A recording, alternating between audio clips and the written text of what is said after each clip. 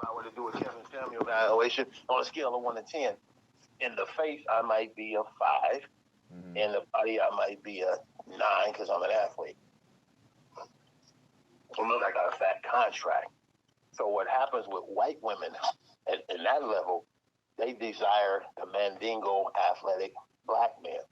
Mm-hmm. And they will cater to him sexually. So a lot of men, like I do the scenario, I said OJ probably flipped on these white women because his wife probably sucked his dick 4 times a year, holidays and birthdays. Mm-hmm. And when he got to hanging out with the white folks and became a celebrity, bitches are throwing pussy. He was coming down. These bitches are swallowing nuts. They was probably getting fucked in the asshole and getting that shit stripped. Right. Out in the cocaine, some shit that, I participated in because the nigga was on cocaine. Nigga was like, it was whatever with these hoes. Like, right. Bitch wanted to fuck my ass. I said, well, this ain't my thing. Well, fuck it anyway. Okay, bitch, lose that motherfucker. Another hoe, take it. Nasty motherfuckers. That's all I can say. White women are the most sexually liberated women on the fucking planet. Mm. So having said that, black men who basically been with black women their whole life, getting basic sex, missionary, doggy, bullshit like that. Bitch ain't finna swallow no nut. Now they doing it. But, back then, so the nigga get turned the fuck out. These hoes coming at the nigga, they ready to do whatever to please him. OJ was handsome and rich. Shit, that's a perfect combination. Nigga handsome and rich. That's a great situation for a white woman that's on the come up. So these niggas get turned the fuck out because the white women in those relationships become more submissive. They don't project masculine energy because they don't have any leverage to project masculine energy. Wow. They can't. They have no leverage. You trying to get this nigga's attention. He done already dealt with his sisters trying to boss a nigga around telling him what he got to do. Wow. So when he goes and meets them, the Caucasoids, they not coming in with that. They just want to do anything the nigga want. Right. They cater to the nigga. So it's like if DoorDash wasn't a service, these bitches become DoorDash. And they doing it with no stress, no resistance, and no stress. And that will make a motherfucker look more in your direction than some bullshit. Hell yeah. So black women are jealous of, they jealous. They get mad when they see a high-value black man with a white woman because they feel like, I ain't good enough. I said, sweetheart, it has nothing to do. You more than qualified and good enough. Right. If you masculine traits and energy, he's not going to fuck with you because the agent, who was probably in those days was white, he's catering to him. And everybody that's around him, once he gets to the next level, the financial advisor is all white men. And they're all catering to him. And they're okay looking the other way when white women come into the picture. Niggas don't really care. They like, okay, nigga, I'm managing the money, I'm getting a check. Oh, I'm his agent, I'm getting a check. Right. See what I'm an accountant, I'm getting a check. So if they're all white and you nigga they're starting to fuck with white women because you might be socializing with them in their environment. You going to the Wall Street district in New York where the multi-millionaire hedge fund guys are hanging out, and you just got drafted by the New York Giants and just signed a massive contract. Everybody's catering to you. Yes. So you kind of organically slip into their world. I think what's interesting with the difference is now, like in my era, you could organically just fall into their environment and not really understand why, unconsciously not understanding why you move. Well, because all of these people are catering to you and giving you what you desire. When they give you what you desire, you can't help but appreciate people who are catering and giving you what you desire, no strings attached. Bitch meet you at a restaurant, come back to the hotel and swallow a nut the same night. And you want her shit. And the bitch is calling you, say, hey, come by my place, I just made dinner for us. You see, white woman. Got a plan. See, the white woman is smart enough to know I gotta give something to get something. Oh, say it again. They give something to get something. The black woman's like, I'm the queen. You need to give it, and I'll let you know if I'm gonna give you something. Oh, there it is. There it is right there. I just broke it down as Mernon. See, for me, I can't wait till at this third and final run. I can't wait till I turn the corner and get into the high six-figure income because it's going to open up. I'm gonna just have so much fun because I'm a street nigga who dresses nice. I'm articulate. Got a nice cap, and all these bitches is going to see a nigga a certain way, and I'm just have fun playing with them because I know what's up when it comes to the black women. They still think they the shit.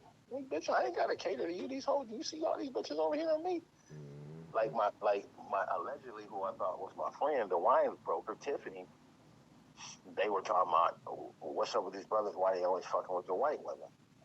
I said, you asking me or you just voicing your frustration? I said, white women hate the black men. I said, I'm not even a multi-millionaire athlete. I was a guy who was in great shape, who looked like a football player. I hung out with football players.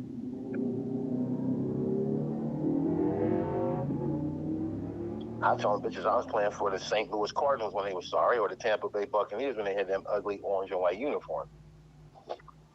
Steve Berg them. So the fact that I look like a ball player, very masculine, muscular build, I got a lot of overflow. Bitches was just jocking. Man. I didn't have anything special. I always had BMWs and Mercedes, newer ones, so I could look the part. I'm like, oh, I just rented an apartment here. I own a house in Atlanta, Georgia, Lawrenceville, keeping a cap going. So they went for it, and they got a nice apartment, nice clothes, nice car. I don't mind spending money pulling out a car and taking them to a restaurant and stuff like that, or the bitch is taking me out. So we had reciprocal relationships.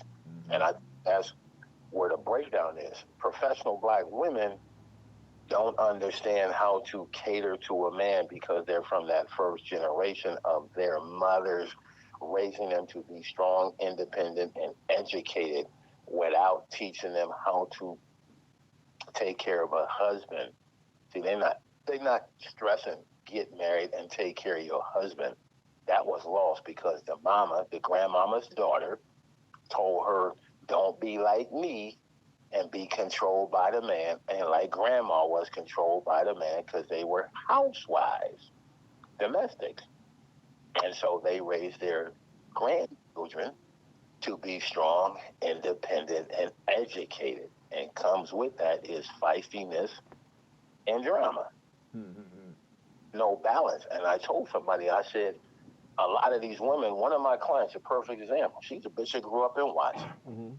Money earner. She's in about mid-90s now. She lives in Culver City in one of those little fancy high-rise buildings. She drives a brand new BMW.